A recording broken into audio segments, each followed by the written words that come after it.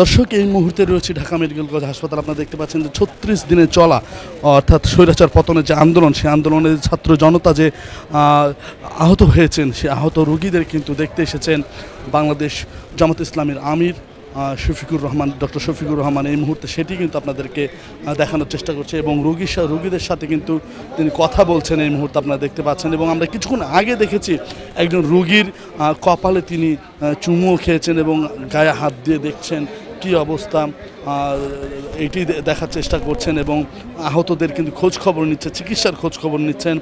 আহতদের গায়ে হাত দিয়েও কিন্তু দেখছেন, মুখে হাত বুলিয়ে কিন্তু দেখছেন বাংলাদেশ জামাত ইসলামীর আমির। এবং বিভিন্ন চিকিৎসার যে এক্সরে রিপোর্ট কিংবা অন্যান্য রিপোর্টে কিন্তু তিনি একটু চোখ বুলিয়ে নিচ্ছেন এবং এখানকার যারা দায়িত্বরত আছেন তাদের সাথেও কিন্তু কথা বলছেন।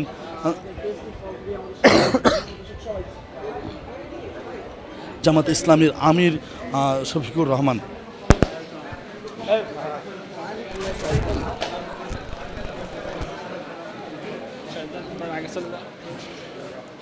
দর্শক আপনারা দেখতে পাচ্ছেন যে ঢাকা মেডিকেল কলেজের হাসপাতালের ১৩ নম্বর ওয়ার্ডে কিন্তু তিনি রোগীদের বা যারা আহত হয়েছেন ৩৬ দিনে চলা স্বৈরাচার পতনের যে আন্দোলন, সেই স্বৈরাচার পতনের আন্দোলনে ছাত্র জনতা যে আহত হয়েছেন, সেই আহত ছাত্র জনতাদের খোঁজ খবর নিতে এসেছেন, দেখতে এসেছেন আসলে তারা কেমন আছেন এখন। তাদের যে ত্যাগ, সেই আত্মত্যাগের মাধ্যমে কিন্তু বাংলাদেশ এই স্বৈরাচার বিদায় হয়েছে বলে মনে করেন অনেকেই। দর্শক এই মুহূর্তে আপনার যে একজন আহত ছাত্রের মাথায় হাত বুলিয়ে দিচ্ছেন এবং সেই ছাত্রের সাথে কিন্তু কথাও বলতে দেখছি আমরা এই মুহূর্তে, সেটি আপনাদেরকে দেখানোর চেষ্টা করছি।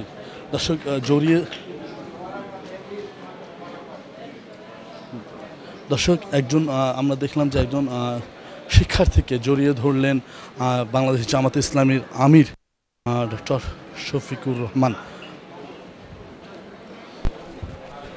ভাই একটু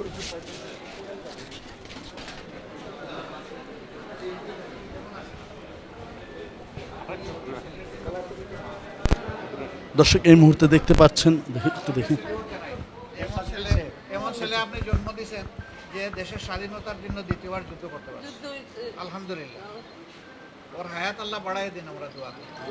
এবং ওর দ্বারা যেন আল্লাহ জাতির খেদমত নেন, সেটাও দোয়া করি। কেমন যুদ্ধে বিজয় হয়েছে কিনা? হ্যাঁ, বিজয় হয়েছে।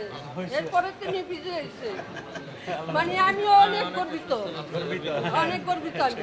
আপনারা কি